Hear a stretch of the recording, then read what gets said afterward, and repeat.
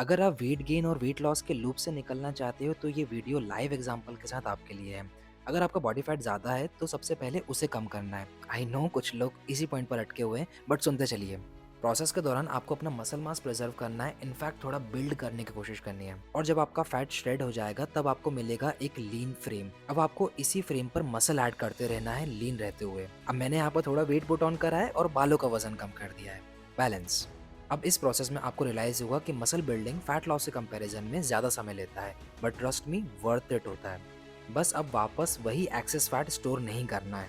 जो आपने habits build करी हैं, वर्कआउट करना, हेल्थी खाना, एक्टिव रहना, बस उन्हीं को फॉलो करना है। एंड डोंट वरी, सस्टेन करना ज़्यादा ईजियर होता है प्रोग्रेस के कंपैरिजन में। फिटनेस को इवेंट की तरह नहीं, लाइफस्टाइल की तरह ट्रीट करो and live every single day like a stronger, leaner, and more capable version of yourself. And if you want a sustainable transformation with personalized guidance, then you can apply for my online coaching. The link is in the bio.